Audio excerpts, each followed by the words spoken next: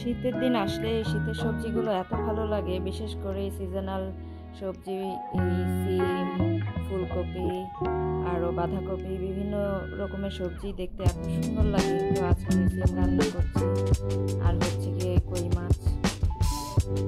কই মাছ অনেকে এভাবে ফ্রাই করেও রান্না করা যায়, আবার একদম নর্মালি যেভাবে করে, কিন্তু আমার কাছে ভালো লাগে একটু তেলে প্রথমে ভেজে নিয়ে তারপরে এভাবে রান্না করা, মজাও হয়। এখানে আমার সিম রান্নাও হয়ে গেছে। এরপরে আমি আর আমার ভাগ্নি মিলে এখন খাবো হচ্ছে পেয়ারা। আর এটা এত মজা ছিল পেয়ারাটা, এটা আমার বোন আনছিল, আনার সময় খুব ভালো পড়ছে, খুবই মিষ্টি। এভাবে একটু লবণ আর এই যে মরিচের গুঁড়া দিয়ে খেতে এত মজা যে একেবারে 2 প্লেট পেয়ারা এইভাবে খেয়ে ফেলা যায়, আর আমার ভাগ্নির খুবই পছন্দ। এরপরে এসে দেখি আমাদের মেয়া বসে আছে একা বারান্দায়। সে খুব সুন্দর করে বসে থাকে, বিশেষ করে ওই ছাদটার দিকে তাকিয়ে থাকে। আর এসব প্রাণী কি যে বুঝে, বাইরের প্রকৃতি ওরা খুব ভালো বুঝে, খুব সুন্দরভাবে দেখে এক এক সময় বসে বসে আপন মনে।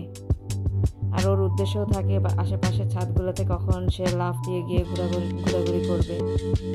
বারান্দায় এসে ওর সাথে একটু বসলাম।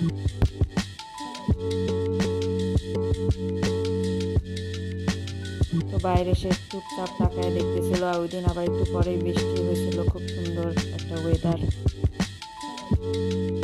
তো এদেরকে হাতের নাগালে ধরাই যায় না, একটু মায়া করব সেটাও করতে দেয় না, সে কাছে আসতেও চায় না।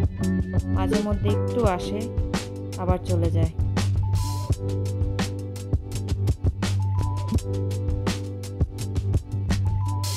আকাশটাও একদম মেঘলা ছিল। এরপরে এসে দেখি কিছুক্ষণের মধ্যে সে নেই, অন্য ছাদে চলে গিয়ে একেবারে কর্নারে বসে আছে। দেখতেই এত ভয় লাগে।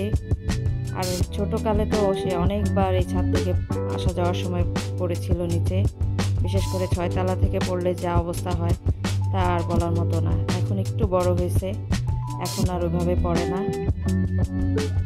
আবার দেখি ওই কর্নারে বসে আছে, একদম কিনারটায় বসে, দেখলেও ভয় লাগে। যাক, আলহামদুলিল্লাহ এখন অতটা অ্যাক্সিডেন্ট হয় না। এরপরে ওকে এখানে এত ডাকাডাকি করে সে তাকায়ও না। তারপরে বিকেলবেলায় দেখি আমার বাবা আবার ইলিশ মাছ আনছে। সেগুলো দেখে, কাঁচা মাছ দেখলে তো এদের মাথা ঠিক থাকে না, সে পারতেছে না একেবারে পলিথিন থেকে বের করে মাছগুলো খাওয়ার জন্য। কি যে করে, প্রতিদিন সকালে তাকে কাঁচা মাছ দেওয়া হয়। তো আজকে আমরা লইট্টা ফ্রাই করব। এই লইট্টা ফিশ বিশেষ করে কক্সবাজারে এত ফেমাস। তো প্রথমে নিয়ে নিলাম, এটাতে একটু লেবুর রস দিয়ে, আদা রসুন, হালকা হলুদের গুঁড়া, মরিচের গুঁড়া, সর্ষে বাটা, আর হচ্ছে গিয়ে ভাজা জিরার গুঁড়া, ধনিয়া পরিমাণ মতো সব দিলাম, হালকা লবণ। এরপর এটাকে সুন্দরভাবে মাখায় রেখে দিছি ম্যারিনেট করার জন্য আধা ঘন্টা 1 ঘন্টা যাই হোক। তো মাছগুলা সুন্দরভাবে মাখানো হলো।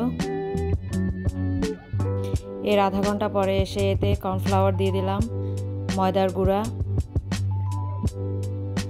সব কিছুই একেবারে আইডিয়া করে দিলেই হয়, এত পরিমাণ মাপামাপির দরকার হয় না।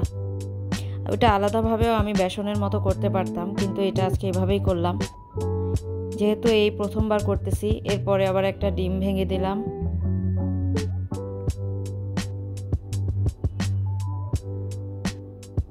তো এইগুলো একেবারে ফ্রাই করার জন্য একদম ডুবো তেলে ফ্রাই করতে হয়। তো চুলায় তেলটা দিয়ে আসছি বেশি করে, একদম সুন্দরভাবে এটাকে মাখানো হইতেছে যাতে একেবারে মাছের গায়ে গায়ে একেবারে ঢুকে। তেলটাও এর মধ্যে গরম হয়ে গেছে, এখন দিয়ে দিচ্ছি।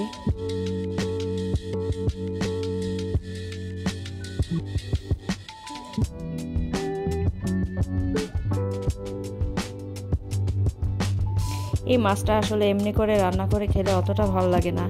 তো আমরা ভাবলাম যে আমরা যেহেতু কক্সবাজার গিয়ে ওভাবে খাই, তো ওইটা ট্রাই করে দেখি। আসলে এই মাছটা এইভাবেই ফ্রাই করে খাওয়া উচিত, কারণ এমনিতে অনেক নরম একটা মাছ, ওরকম খেতেও চায় না সবাই। নর্মালি মশলা দিয়ে রান্না করলে ভালোও লাগে না।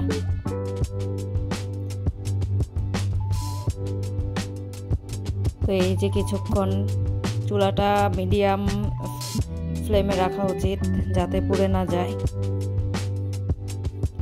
এই যে লাল লাল হয়ে গেছে, এই পর্যায়ে আমি উঠাই নিতেছি।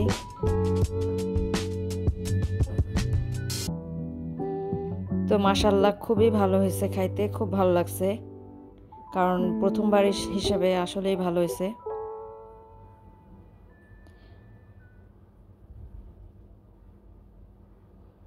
তো এই যে আমাদের লইট্টা ফ্রাই। আল্লাহ হাফেজ।